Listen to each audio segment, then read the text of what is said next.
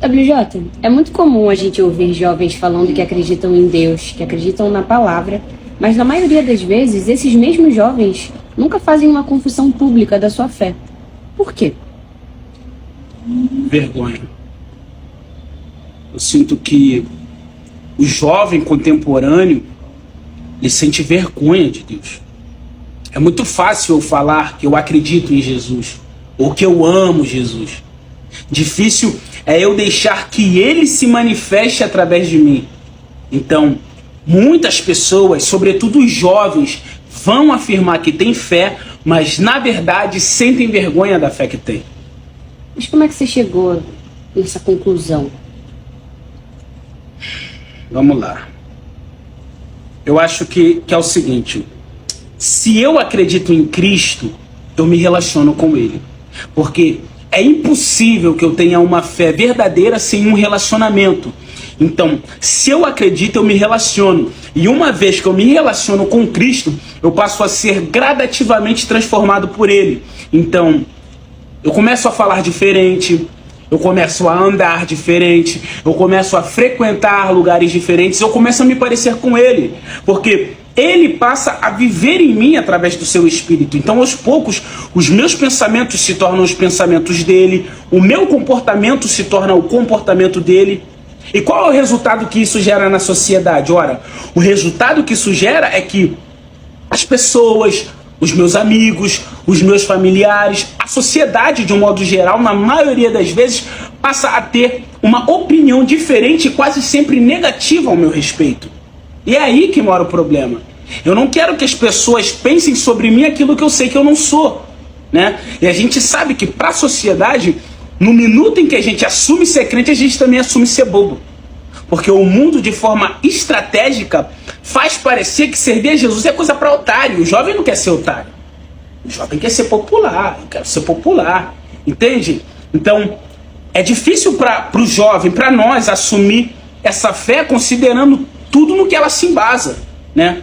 Ou a gente tem que concordar que a Bíblia é um escândalo para o mundo. O próprio apóstolo Paulo, ele vai dizer que o evangelho é loucura para os homens, sabe?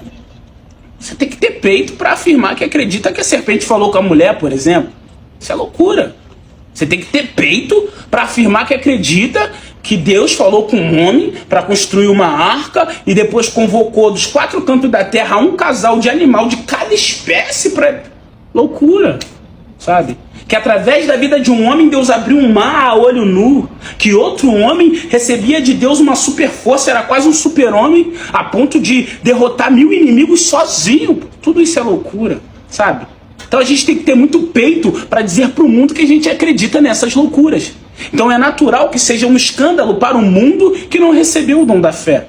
Logo, falar de Jesus, acreditar em Jesus é tolice, né? Nesse mundo tão incrédulo, tão depravado, tão estúpido, falar de Jesus é antiquado, sabe? O mundo é tão evoluído, tão tecnológico, tão independente. Se submeter a Jesus, alguém que você nem vê, isso é coisa para idiota, diante de um mundo que oferece tantos prazeres visíveis, palpáveis, sabe? Então, diante de tudo que o mundo nos mostra e nos faz acreditar, a sensação que o jovem tem é que servir a Jesus traz mais desvantagens do que vantagens de fato, entende?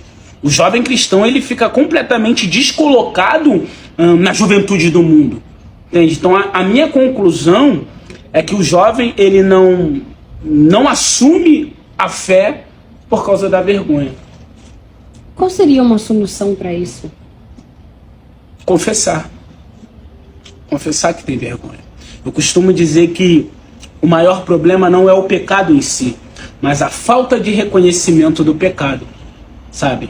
É normal, é natural da maioria dos homens, do homem em si, da natureza adâmica caída, se forjar para se poupar e se apresentar diante de todos com virtudes que não possui, sabe?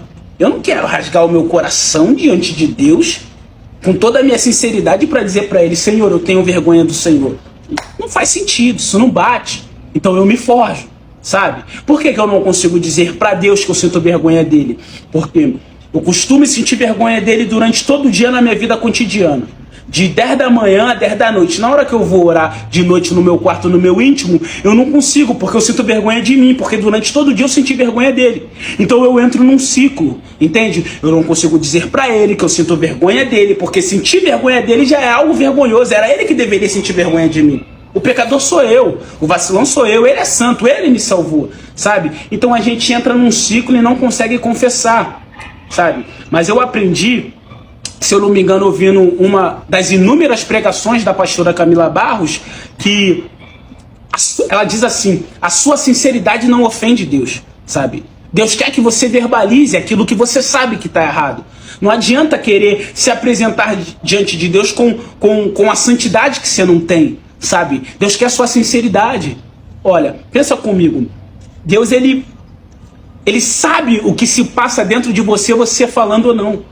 Deus, ele não precisa me ouvir dizendo que eu tenho vergonha para saber que existe a vergonha. Então, não dizer para ele não vai mudar para ele o que ele sabe. Mas dizer para ele vai mudar para mim. Porque para verbalizar para Deus que eu tenho vergonha dele, eu preciso abrir mão do meu orgulho.